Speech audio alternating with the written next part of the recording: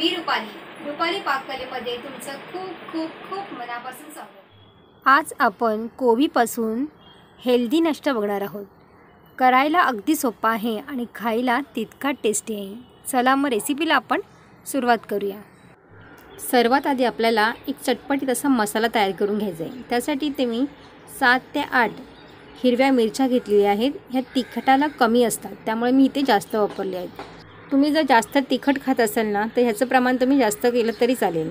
याच्यानंतर आपल्याला 2 ते 3 लसूण पाकळ्या घातलेल्या आहेत। मी आलं घातलेले आहे। आपल्याला इथे 1 चमचा जिरं घालायचं आहे आणि हे सर्व साहित्य आपल्याला पाणी न घालताच बारीक वाटून घ्यायचं आहे। या मसाल्यामुळे ना आपला नाश्ता ना मस्त असा चटपटीत बनतो। इथे हा मसाला मी तयार करून घेतलेला आहे आणि थोडा जाडसर राहिला ना तरीही चालू शकते। याच्यामध्ये इथे मी कोबी घेतलेला आहे, असं लांबट मी कापून घेतलेलं आहे। तर आपल्याला इथे बारीक लागणार आहे, त्यासाठी इथे मी चॉपर घेतलेला आहे। तुमच्याकडे जर अशा पद्धतीचा चॉपर नसेल तर तुम्ही किसणीने किसलत ना तरीही चालू शकते। बघा इथे चॉपरनी इथे छान असं बारीक कापलं जातं, त्यामुळे मी इथे चॉपरचा वापर करत आहे। या चॉपरचा फायदा असा आहे की आपल्याला जितकी बारीक भाजी हवी असेल ना तितकी भाजी बारीक आपल्याला ह्यामध्ये करता येते। कारण की याच्यामध्ये ना धार खूप छान असते, ह्या पातीला धार खूप सुंदर असते। तुम्ही बघू शकताय बघा छान अशी बारीक कट करून झालेली आहे। आणि चॉपर नसेल तर आपण अशा पद्धतीच्या ह्या बारीक किसण्या असते बघा, तर या किसणीने तुम्ही केलं ना तरीही चालू शकतात, तरी पण भाज्या छान अशा बारीक होतात। त्याचबरोबर इथे मी एक गाजर घेतलेला आहे, तोही आपल्याला चॉपरमध्ये बारीक करूनच घ्यायचा आहे। आणि एक आपल्याला इथे कांदा लागणार आहे, कांदाही आपल्याला बारीक कट करूनच घ्यायचा आहे। गाजरही ते बारीक कट करून झालेला आहे आणि कांदाही आपला छान असा बारीक झालेला आहे। आणि आपण जो मसाला तयार केला होता तो आपण याच्यामध्ये घालणार आहोत। 1 ते 1.5 चमचा इथे मी सफेद तीळ घेतलेले आहेत आणि इथे मी ओवा घेतलेला आहे 1 चमचा, तोही हातावर तसं चोळून घालायचा आहे। कोथिंबीर घातलेली आहे याच्यामध्ये आणि इथे हळद घेतलेली आपण अर्धा चमचा।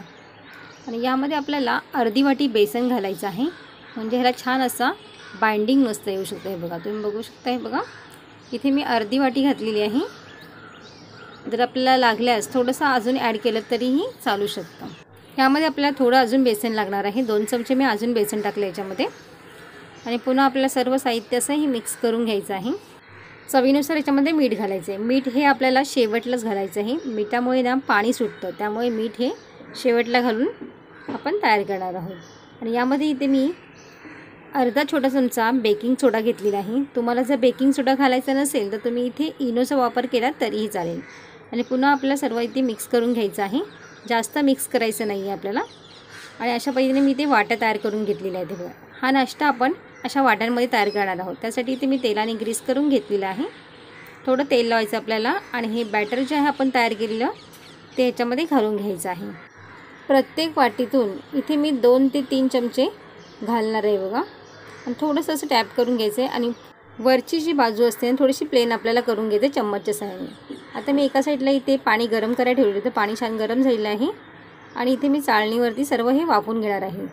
10 मिनटं ह्याला झाकून ठेवणार आहे। 10 मिनटात आपण बघूया नाश्ता आपला इथे तयार झालेला आहे।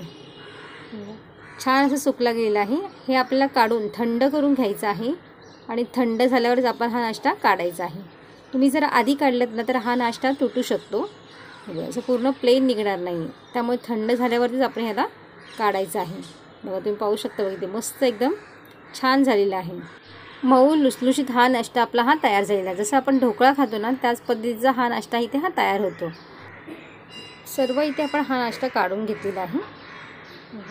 आणि जे बॅटर आपलं उरलं होतं ना त्या बॅटरचंही आपण दुसऱ्या पद्धतीनेही करू शकतो। तर इथे मी एक पॅन घेतलेला आहे, पॅनमध्ये थोडंसं तेल घातलेलं आहे आणि हे मिश्रण जे आपण आहे ते असं घालून घ्यायचं आहे बघा।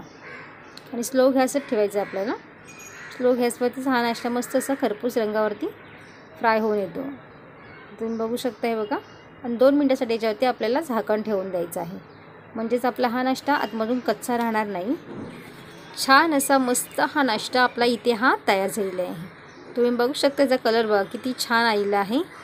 आणि पहिल्या नाश्त्याला आपण अशाच पद्धतीने आपण इथे एक फोडणी तयार करून घेणार आहोत। त्यासाठी इथे मी तेल गरम केलेलं आहे 2 चमचे, सफेद तीळ घेतलेले आहे 1 चमचा आणि कढीपत्ता घातलेला आहे। हे पण आपल्याला तेलावरती छान असा परतून घ्यायचं होतं आपल्याला। तुम्ही जर असाच खाल्लात तरीही तो टेस्टी लागतो, पण जर तुम्ही फोडणी करून खाल्लात तर आणखीन जास्त टेस्ट त्याची वाढते. त्यामुळे तुम्ही नक्कीच ट्राय करून बघा.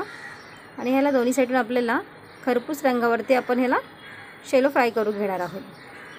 कमी तेलामध्ये हा झटपट होणारा हा नाश्ता तुम्ही एकदा नक्कीच करून बघा. लहानांपासून मोठ्यांपर्यंत सगळ्यांनाच आवडेल. आणि गॅस आपला इथे बंद करायचा आहे. तुम्ही बघू शकता, हे बघा छान असं नाश्ता आपला इथे हा तयार झालेला आहे. तर तुम्हाला ही रेसिपी कशी वाटली मला कमेंट्स करून सांगा. आवडल्यास लाईक करा, शेअर करा आणि माझ्या चॅनलला सबस्क्राईब केलं नसेल तर सबस्क्राईब करा. पुन्हा भेटू अशाच एका नवीन रेसिपीमध्ये. तोपर्यंत मस्त खा आणि स्वस्त रहा.